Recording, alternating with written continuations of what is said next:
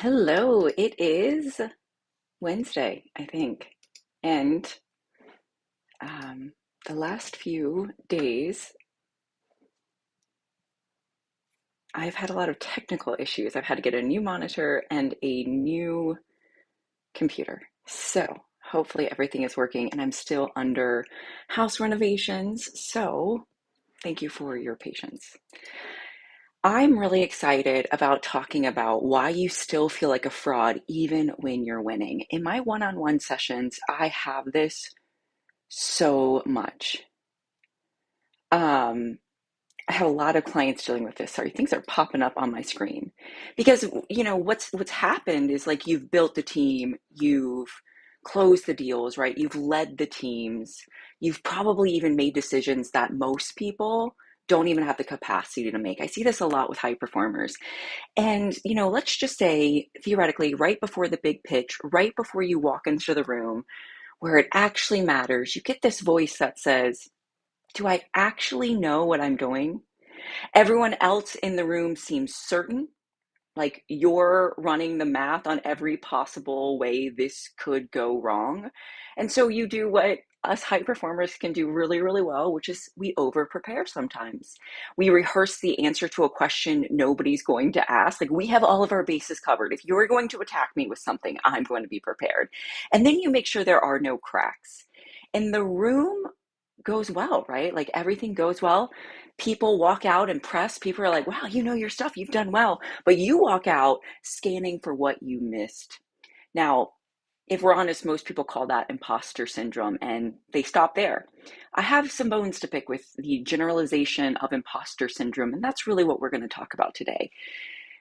Because that's only one of two patterns that produce that experience of feeling like you're a fraud, that you're inadequate, that you don't know what you're doing. And it's usually not the one running the show. In my experience with my clients, this is what I'm seeing. By all means, there's different options. And if you stop just at imposter syndrome, if you just stop at that diagnosis, you will spend years, if not decades, solving the wrong problem. And I see this again and again with my one-on-one clients. They come into a complimentary session, they're like, I suffer with imposter syndrome. And I'm like, yeah, perhaps, but I bet you it's not all of it, right? Because sometimes that is really a misdiagnosis. I'm going to show you what's actually happening in your brain, not the motivational version, the clinical version, and the structural shift that changes the pattern permanently. I'm excited about it. So at any point, if this resonates, let me know in the comments. All of a sudden my screen disappeared. So that's super fun. Um, you know, gotta love technology. So let's look at the misdiagnosis that keeps you stuck, because this is the first thing you need to understand. Feeling like a fraud is the hallmark of imposter syndrome. Let's agree on that. But imposter syndrome is not always what's driving it, believe it or not. There are two distinct patterns that produce that experience. And in my experience, most people only get diagnosed with one, but the two get collapsed together constantly in articles and podcasts by coaches who honestly should know better. And yes, I'm aware of the cognitive distortion there, but clinically, they have different origins, different mechanisms, and completely different solutions. There's a different infrastructure you've got to deal with. And if you apply the wrong framework, you get temporary relief and zero structural change. And I don't know about you, but I want change. I want transformation, not just coping. I want to show you the difference. So pattern one is the imposter syndrome. Imposter syndrome is usually more situational and it's context triggered.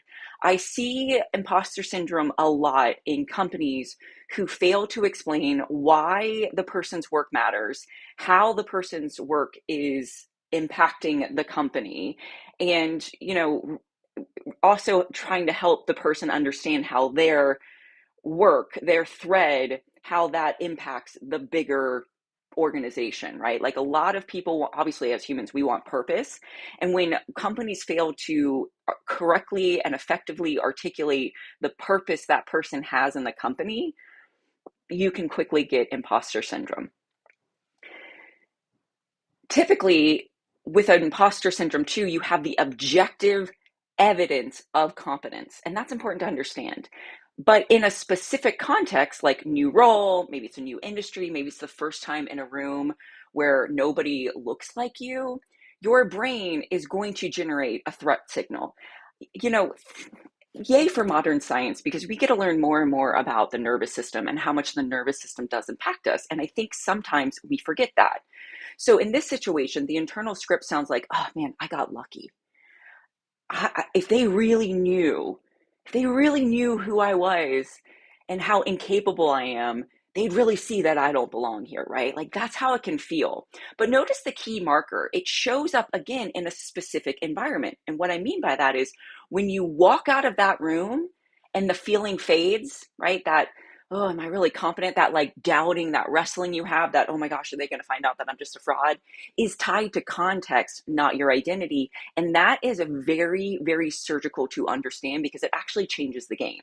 Now, what I see more times than not, that's actually the real root to the imposter syndrome is pattern number two, which is inferiority complex. That word does not want to come out. Other people call it inferiority schema. Now, this is different, and this is where most high performers get misdiagnosed. It's just absolutely insane to me how many practitioners don't think about this. And I think it's super unfortunate. An inferiority complex is identity based. It's very much rooted in shame and feeling inadequate. Most likely there's performance or conditional love that is really calling the shots to some degree. And it's not, I don't deserve this role. It's, I am fundamentally less than as a person, regardless of what I achieve. And when you have inferiority complex, you're going to have tremendous amount of negativity, low self-esteem, low self-confidence, obviously. So it's this like nasty web. When I think about the mind, I always tell my clients, like, look at your mind as a mental garden. I'm looking for the weeds to pull out. The cool thing about weeds is they tell us the nutrients that are missing in the soil. Add the nutrients in the soil, the weeds disappear. This is why we don't always have to pull the weeds. But sometimes these weeds are like tangled jewelry, if that makes sense. And if you've ever tried to untangle chain jewelry that's like all wrapped up, it's very intricate of a process. And every tangled jewelry has a different approach to it, right? And that's kind of that unique personalization that people have to it as well. And here's what makes this diagnosis or excuse me, here's what makes this dangerous at the executive level. When you have this inferiority complex, when you have this negative shame, inferiority, self-talk, is you can be extraordinarily competent, which you are because you're a high performer, but still have deep inferiority running underneath. And it can create such internal chaos, such conflict and tension inside of you that you're not able to really actually execute at your best, right? Because there's always that second guessing, there's always that doubt, there's always just this is kind of what I'll use, this gremlin kind of nagging at you. My words don't want to come out today. They don't seem to ever want to come out. But it was never about competence, right? Because this inferiority complex, this inferiority schema was installed before you even had a career, right? It might have been installed inside of your programming before you could like do division, right? Like this is how quickly this can blossom inside of our souls, but it can take sometimes decades for us to really see it and be able to extract it and be like, oh, I need to deal with this, right? So again, this inferiority complex is going to happen before you had that title. It was installed in the first system that told you that your worth was, kind of less than at some point, or at least that's how you interpret it.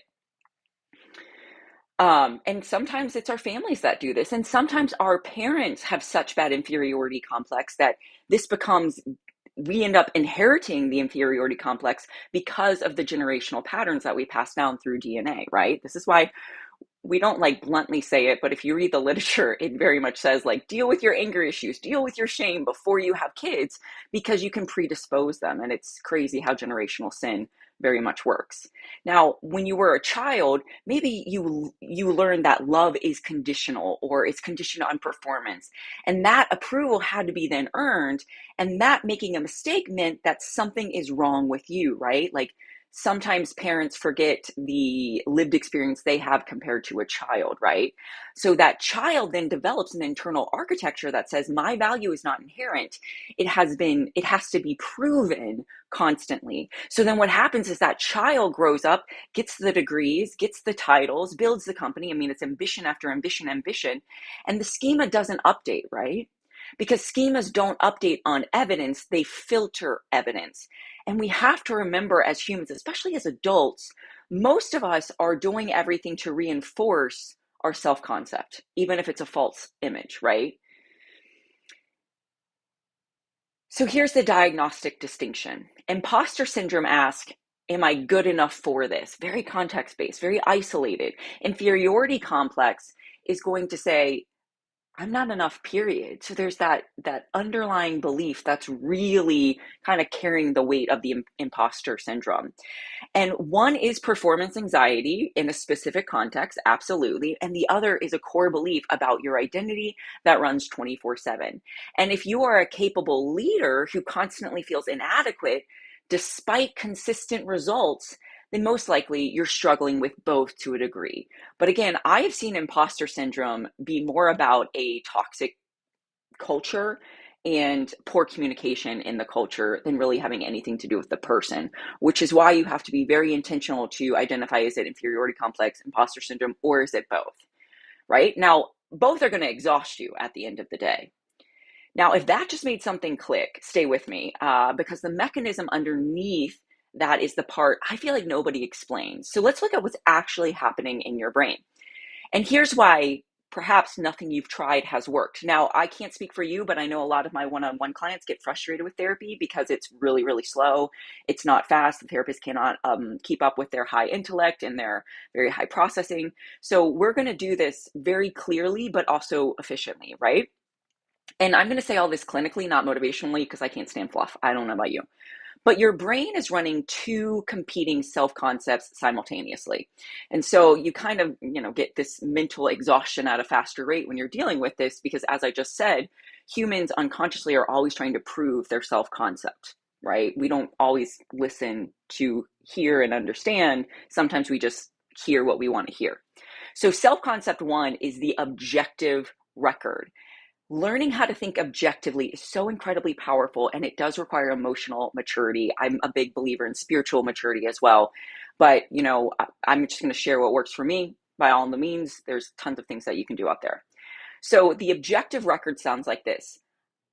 I've built this, right? That's objective. Look at what I've done. Look at my resume, right? Like, let's look at the facts. Let's get out of the subjective thinking. I've led teams. I've delivered under pressure. The evidence is real. Whereas the self-concept, the core schema, is going to sound like this. And it's sometimes not this explicit in your mind's eye. This is really going to come down to your metacognition and your self-awareness, which is, I am inadequate. I am less than. What I produce is never quite enough. So I'm always missing the bar. And again, it's usually going to go back to performance love. And research and self-verification theory, this actually comes from 1983, so I do know it's a little outdated comparatively, but it still very much applies.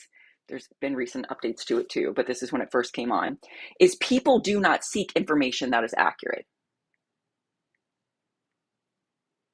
It's just mind-blowing, right? And I feel like that's even more true today with some of the, dare I say, insanity that we see in our headlines. Most people seek information that confirms their existing self-concepts. And in my experience, most people's self-concepts are built from false self-images. Just my experience of working with over 1,000 high performers. And it doesn't matter if the self-concept is negative or positive, right? Like, there's some humility that has to happen here to really look at why you believe what you believe, right? So people can even seek information that's accurate to support a self-concept that is negative, which would then correlate to that inferiority complex. Now, your brain prioritizes internal consistency over accuracy. So here's what's happening every day without you realizing it. You're looking for evidence that confirms I'm not enough. This is why our self-talk is so incredibly powerful, and we really do go the direction of our most dominant thoughts. Fear can be a self-fulfilling prophecy.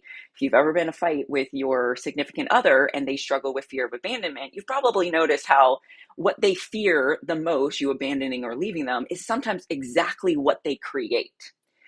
So your brain is going to highlight every opportunity that reinforces, hey, you're not enough. And it's going to amplify it and it's going to store it. Not because it's objectively true, but because that's how your brain has been wired at the end of the day. Then you're going to have evidence that contradicts it. I'm not enough, right? This is where your brain is going to discount it. This is where we're going to operate heavily in cognitive distortions if you're not aware to catch them. And it's going to attribute it or minimize it to luck. It's going to filter it out before it can even update the belief. This is why wins don't land. And this is why you really do need to do the internal identity work, not just the mental work, but the identity work to get the transformation you're after. And it's not because you're ungrateful, right? It's because you've had a bad mindset that's really connected to a poor identity. And that is why we've got to reinvent the identity. Your brain is going to actively filter out the evidence that would change the schema in order to keep the schema stable. So that is how our brains work against us. Now, this is called attentional bias, and it operates below conscious awareness. You cannot willpower your way past this system you cannot see. And of course, now we got to throw in the amygdala, right? So here's the next layer of the issues. And this is the layer on top, we could say. Your amygdala is going to be your brain's threat detection system, and it by all means can send you false information. And it learns something in childhood that it has never unlearned until you take the time to rewire your mind through neuroplasticity. And it learned this: performance outcomes are not just performance outcomes, they are attachment signals. Basically, and because when you're a child, you really think more in associations than you do as an adult, you start to say, okay, if I win, I get love, approval, belonging, and safety.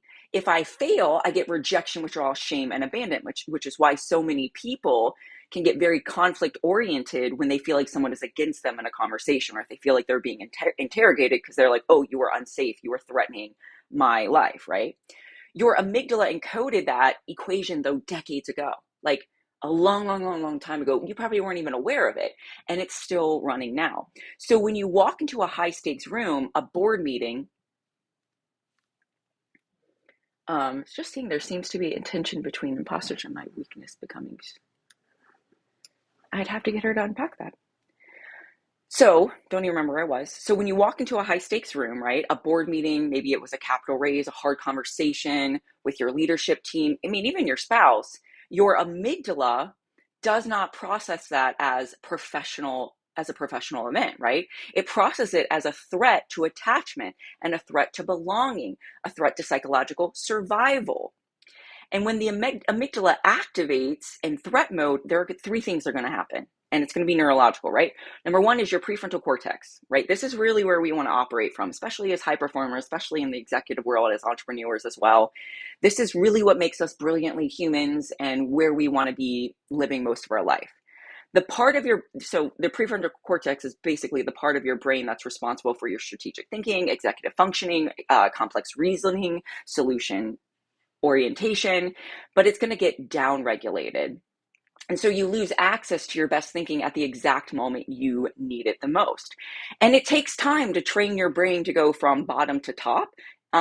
We develop bottom to top in the first place, but when we get into our amygdala and our limbic system, we're back in the bottom of our brain, and it takes a while to build like what we call a staircase to the top of your brain in neuroscience. The second thing is you have to shift from strategic processing to reactive processing. That means you're no longer operating from competence, you're actually operating from survival, which is why we're reactive and sometimes just not very objective and quite subjective. The third thing is when the outcome is positive, right? Because you're talented and you're usually deliver, it doesn't feel like an achievement. It feels like you escaped. The relief is real. The accomplishment is not though, right? And what happens is this inferiority complex, this inferiority schema stays intact, and you start to say, oh, well, I just got through it, but next time I might not, right? So we're discounting the positives. We're kind of minimizing our success and magnifying like this was a mistake. Now that cycle, because humans have patterns, Schema drives the filter, your amygdala drives the threat response, and your prefrontal cortex goes offline and wins don't integrate. It's the architecture of chronic inadequacy in high-performing leaders.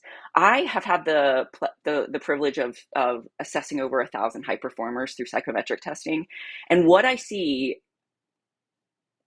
99.9% of the time is they are solid in their personal relationships, in how they connect with people, in their organizational traits, even in their leadership traits. But where they suffer the most is in their internal relationships with themselves. And so we've got to heal that. We've got to restore that breach there. And so it's not a mindset problem. It's a neurological operating system that was installed before you had any say in it. And it requires structural intervention to change.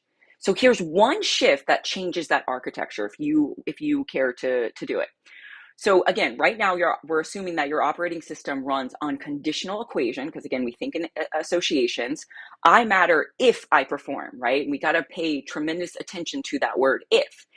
Every decision that you make, every room you walk into, every conversation with your team, your brain is running that equation underneath.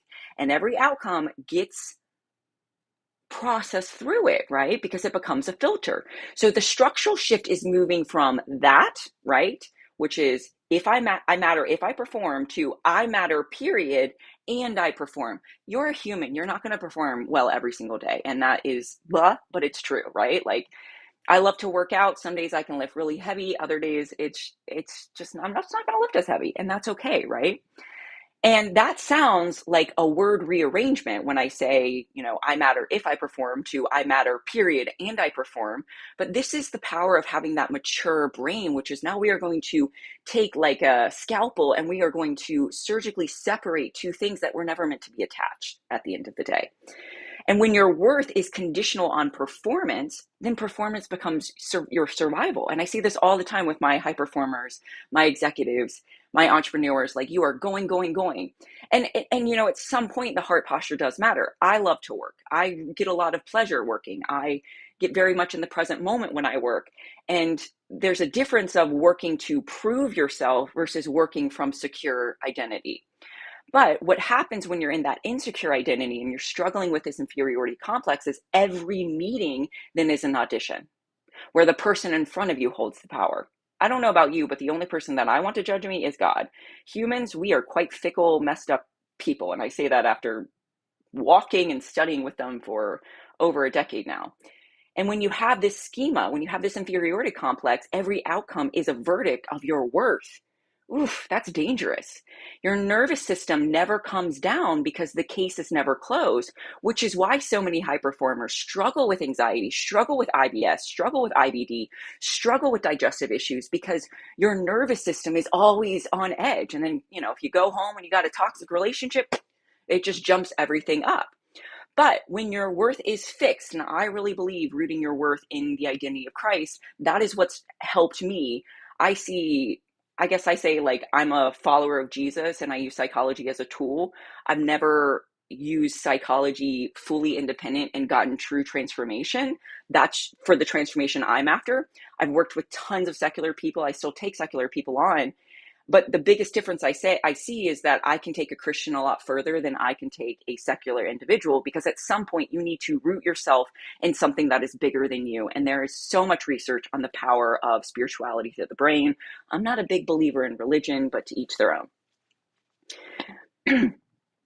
So what I'm basically telling you is not a motivational reframe. It's a neurological reorganization. Your amygdala has to stop coding outcomes as survival threat, which requires you doing identity work, which requires you learning your patterns, which requires you choosing a different path. Your prefrontal cortex has to start to stay online, and that's going to take work. You've got to learn how to go from bottom to top in these moments when you are highly flooded and emotionally irregulated, or your nervous system is too. And then your strategic capacity actually starts to come through under pressure instead of getting hijacked by threat responses that has nothing to do with the room you're standing in, which is pretty cool. And that's the shift, right? Now, let me give you a three steps so you can start installing this into your mind. The first protocol, the first step is you've got to catch the audition, right? You got to start to identify when you are allowing the person in front of you to affirm your worth, right? Because you're giving them something that they don't ever actually have that power to, if that makes sense. So every time you notice yourself thinking, I need to prove I belong here, or if this doesn't land, they'll see I'm not what they thought, or I cannot let them see me get this wrong. Number one, there's a level of pride we got to look at here, probably some perfectionism as well, which is again why I said the metaphor of like tangled jewelry, because all of these roots kind of work with other negative strongholds and paradigms and limiting beliefs. So you want to pause and you want to name, hey, like I just had that thought. I need to get their approval so I feel like I fit in. But that's really giving a lot of your power away. And if you want to be an executive with strong executive presence, then you can't ever give your power away, because all humans are equal at the end of the day. Sure, every human might provide different value to society. Not going to disagree there, but we're all equal. We're all like ultimately wholesome, valuable. We just provide different value to the world depending on what we're doing. Hopefully that makes sense. So I want you to start paying attention where you're auditioning for your own sense of worth. Remind yourself that you are worthy regardless of what you do. That's where Albert Ellis's cognitive behavior therapy comes into play. And if you believe in God or you have a religion or spiritual practice, that's a great thing to also root it into. Then you ask yourself one question, and this can be very helpful to start to detach from the emotional reaction and belief that, hey, I need them to approve me to feel accepted, which is, if I failed completely right now, would I still have value as a person? I can't speak for you, but I fail quite a bit and I'm cool with it. Like, I think I might be more comfortable failing to some degree. And I'm cool making a butt of myself. I want to say a different word, but I don't think I will. Um, because at the end of the day, I really believe and agree with with what Alex Hormozy says, and his wife, whose name I cannot think of right now, which is like, you just got to do more reps. And the only way you're going to get better at something is to just do it more. And if you fall on your face, who cares? And typically the people who give you the hardest time about trying something new and failing are in the nosebleed sections. Like, poop on them. I don't care what they have to say. Like, if you want to be a gladiator, I love what Brene Brown says, which is let the gladiators like promote you and speak to you. Who cares what someone in the nosebleed is saying, right? Like, so many people aren't living their lives. They're just sitting on the couch watching other people live their lives. And it's like, enough is enough. But the answer to this question is, which is, if I failed completely right now, would I still have value as a person? And the answer is absolutely, you would have value as a person, because nobody can take your value away. And it's not because you're good enough, it's because your value is not a variable. This is why I do believe Jesus does a lot of healing when you start to really understand what it means for him to have paid the price for you, if that makes sense. But your worth is a constant, it's not a variable. And what you're doing in that moment when you start to catch that, hey, I'm auditioning right now, is you're you're interrupting the conditional equation. And you have to break that synaptic nerve connection, that default pattern. You have to stop walking it if you want any transformational change.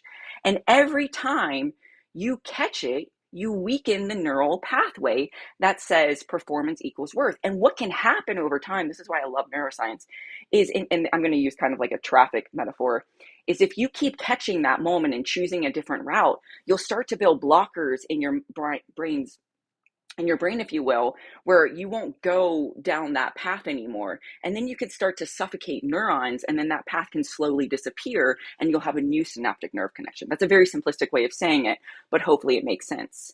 So every time you catch yourself auditioning and you don't choose to go any further, you shift paths, you're weakening that neural pathway that says performance equals worth. And that is not journaling, that is not processing, that is application and process. That is targeted cognitive reconstructing. And you might feel more tired as you do this, and you might feel a little like resistance to. All of that means your brain is in the process of rewiring itself. So it's actually good feedback. The second protocol or step is override the attentional bias. One of my favorite things to do, I'm a nerd and I'll own it, is I actually like to figure out where my biases are, where I'm a hypocrite, where I'm like, hey, this is cool, but that's not cool. Like, I personally enjoy trying to figure out, like, where am I being just fiercely equal in my mindset. You do you though. But remember, we all have biases, right? That's just a reality of the human condition. So what we have to remember is your brain is filtering out evidence of your competency, right? So that's just the reality. Your brain is used to kind of minimizing your success. So we've got to be mindful of that cognitive distortion. And you have to manually override the filter because cognitive distortions are like autopilot thinking. You're not really aware of what you're thinking. So here's the protocol. Every week, I want you to write down 3 decisions you made that produced a result, 1 problem you solved that others couldn't, and 1 moment where your judgment was correct under pressure. Because when you have inferiority complex, you don't trust yourself. It's really that simple and that frustrating all at once. And then I want you to review it monthly because now we have an objective log. Now, here is why this works and why it is not a gratitude journal. Gratitude is great if you want to develop more gratitude, but you are creating a competing evidence base that your brain cannot easily discount. When you write it down and review it repeatedly, you are building a new neural pathway that encodes positive self-referential evidence. And over time, that weakens the attentional bias because your brain is forced to process a pattern it has been filtering out, right? You've got to start seeing where your blind spots are ultimately. And it's not you trying to feel better, it's you training your brain to see accurately. And training can suck. Think about a puppy learning how to train and be obedient. I kind of equivalent it to that. Now, the timeline to this is really like 6 to 12 weeks of consistent practice before you might see significant shifts starting to happen. And that's if you do it by yourself. Now, my clients get results really quickly. We diagnose everything in 1 session and shifts start to happen in 3 to 5 sessions. Now, the third thing you want to do is retrain the threat response. Oh, this to me is the most frustrating process of retraining your nervous system, just because you're still going to have a lot of that discomfort and unpleasant somatic sensations as you normalize this, right? This is kind of the power of exposure therapy at the end of the day. But basically, your amygdala learned that high stakes performance is a survival event, right? You are like gonna be, I don't know, jarring with a lion type of deal. And we have to teach it a new equation, a new association, right? Now, the mechanism is called fear extinction. That's what we're trying to do, extinguish the bad behavior. It's one of the most well-established processes in effective neuroscience. I'm gonna geek out. But this is how it works. Hopefully you can't hear that noise. I'm still getting my house done. When your amygdala predicts a threat and that threat does not materialize, it creates competing memory trace, right? And it does not erase the original fear memory. It's actually very difficult to erase a fear memory because it's how we learn things to keep ourselves alive, right? That kind of makes sense when you think about it. It builds a new memory. So it's more about like updating the memories than erasing the memories, if that makes sense. And it's threat prediction. Threat did not occur. Update the prediction, right? That's kind of the simplistic way it looks. So the protocol is deliberate, repeated exposure to the situations your nervous system codes as threatening while you remain psychologically regulated. This is exposure therapy at its finest, and it does work, but it can be difficult. So depending on where you are with your mental toughness, we first might want to get your mental toughness and your threshold of discomfort more grounded before we do this, right? And this is why your lived experience and what's going on in your mental garden does really matter. So the protocol is very, very deliberate. Repeated exposure, remember, to the situation your nervous system codes as threatening while staying regulated and reminding yourself you are safe is how you play this game. Now, the second part is very critical, and it's exposure to the stimuli without regulation, that's just going to reinforce the threat, right? So you need to be in a high stakes moment and simultaneously signal safety to your nervous system. And this can take time, right? Because a lot of us are not regulated, if we're honest, right? And so when our nervous system starts overreacting, we're like, oh no, I can't do this. And we just want to run away, especially if we just immediately go in our amygdala and our limbic system, like we're out, right? And so some of this takes time to go, okay, I feel unsafe in this moment, but I know I am safe, right? That's an example of overriding the situation and assuming you're truly safe at the end of the day. Now, here's a tactical tool, box breathing. But here's the key. You want to do box breathing before any high stake moments before the board meeting, before the hard conversation, before the capital raise. And this is where you inhale for 4 counts, you hold for 4, you exhale for 4, you hold for 4, and you do this for like 4 cycles or about 2 minutes. Now, again, you do this before the high stakes, not during. Now, why does this work before? Well, box breathing activates your parasympathetic nervous system. It's going to reduce your heart rate, lower cortisol, and sends a direct signal to your amygdala to downregulate the threat response. This keeps your prefrontal cortex online so that you can think strategically instead of reactively. I also love after the situation has occurred, like visualizing what you wish you had done differently, because visualization is really powerful. But it's important when you're box breathing to understand that you're not calming yourself down, which I think is what a lot of people think. You're actually keeping your executive functioning operational in the moment it matters most. So again, timeline, let's just assume 6 to 12 weeks, depending on how consistent you are, assuming you're doing this by yourself. Remember, your amygdala does not update quickly, and your age will play a slight factor in this just because your age is slightly correlated to how many new neurons you get a day. But it does update, but it does update permanently. Now, here's how you're going to know it's working, which I think is a really fun sign. So I'm going to give you 5 markers. These are not aspirational. They are very observable, measurable shifts that honestly my clients report consistently. So 1, wins start to land, right? Like micro wins start to land. Like that's when you really know it's working. You close the deal and you feel accomplished. You feel proud of yourself. You're not trying to bulldoze the moment. You're like allowing yourself to kind of like marinate in it for a second. Not just relieved that you didn't fail, right? Like, woohoo, good job, me. The second is pressure shifts from threat to challenge, right? Because challenges can still mean we're safe. Threat means we're unsafe. So high stakes moments start to feel like something you walk toward, not something you have to survive, right? The third thing is you stop re-auditioning. You don't need daily proof now that you belong. You've kind of ironed all of that out. You know you belong. You don't need someone else to validate your worth. And so those questions no longer now come up. The fourth things is mistakes don't spiral. And sometimes we're going to spiral regardless. It's just if you spiral down, you've got to learn how to spiral up as well. So maybe you course correct without identity collapse. That's really important. Or a bad quarter is just that, a bad quarter. You keep it objective. You understand that happens in business. It's not evidence that you're not good enough. Sometimes it's just like your messaging is off, right? And the fifth one is comparison loses its grip. So someone else's success stops feeling like an indictment of yours. You know, most people see significant shifts when they do this by themselves in 8 to 12 weeks of consistent practice. It does not happen overnight, unfortunately. That's like the worst thing I could tell everyone is it does take consistency, it does take intentionality, but it does happen, and the changes are structural, not temporary. Like you got to remember that thinking literally changes your neurology, assuming you're thinking in a way that is for your benefit and not for, your detriment. So I want to bring this home.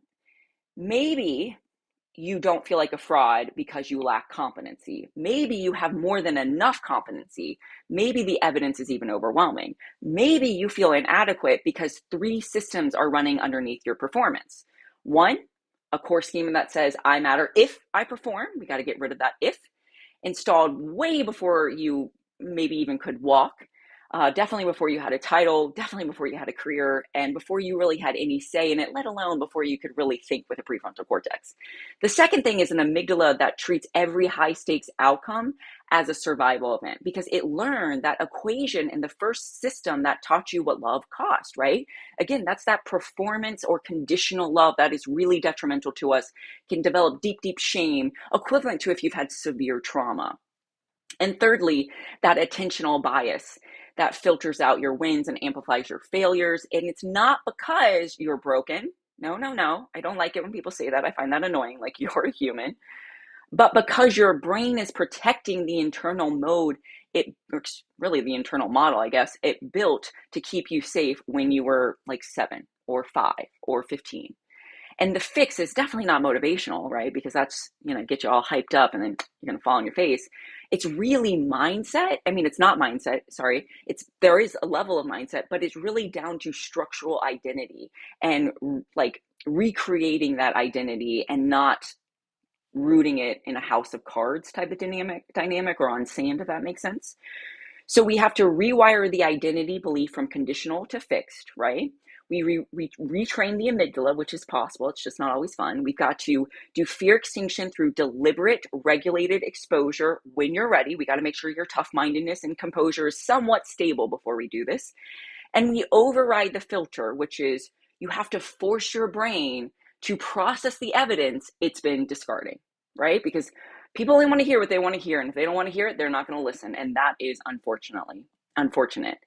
Now, if you are a senior leader, if you are a C-suite founder, managing director, and you heard yourself in what I just described, then I would love to invite you into a complimentary mindset identity architectural call.